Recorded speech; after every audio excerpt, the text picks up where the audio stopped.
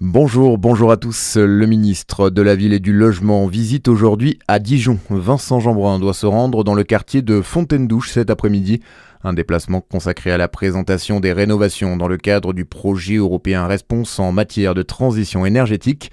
Il doit notamment visiter plusieurs écoles mais aussi des copropriétés avant d'échanger avec l'association Circonflex installée sous un chapiteau au cœur du quartier. La gendarmerie de Saône-et-Loire appelle les habitants à la vigilance. Les fraudes aux faux conseillers bancaires se multiplient dans le département.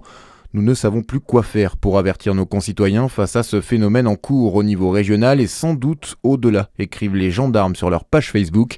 L'occasion de rappeler que votre banque ne vous demandera jamais par téléphone ou par mail vos codes. Elle n'envoie aussi jamais de coursier récupérer votre carte à domicile. Airbnb a versé plus de 4,5 millions d'euros de taxes de séjour aux communes de la région Bourgogne-Franche-Comté en 2025. La Côte d'Or arrive en tête avec 1,4 million d'euros devant le Jura, le Doubs et la Saône-et-Loire. Dans le reste de l'actualité, une visioconférence pour préparer une mission défensive dans le détroit d'Ormuz. Elle est organisée aujourd'hui depuis Paris par Emmanuel Macron et son homologue britannique Keir Starmer.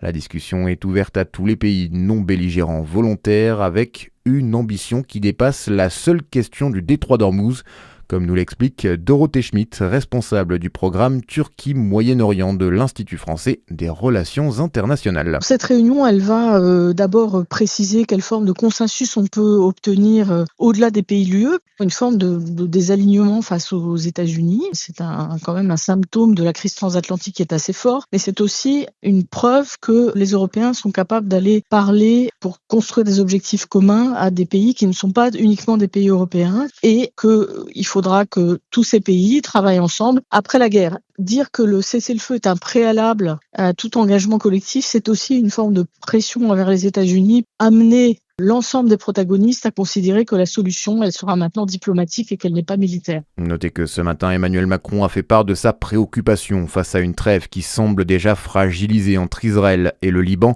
Un cessez-le-feu de 10 jours a été annoncé hier soir, mais le Liban accuse ce matin Israël de l'avoir déjà violé. La CGT d'Argedis, filiale de Total Energy, appelle à la grève. Aujourd'hui, un mouvement pour dénoncer la hausse des prix des carburants. Le syndicat demande une aide pour les salariés confrontés à l'augmentation des prix de l'essence. Argedis, qui gère plus de 200 stations-service en France, appelle à des blocages. Et puis en foot, la pression monte à quelques heures du derby. Dijon reçoit Sochaux ce soir au stade Gaston Gérard. Un duel au sommet entre le DFC au leader de National et son dauphin, coup d'envoi à partir de 19h30. Voilà pour l'info, excellente journée sur Fréquence Plus.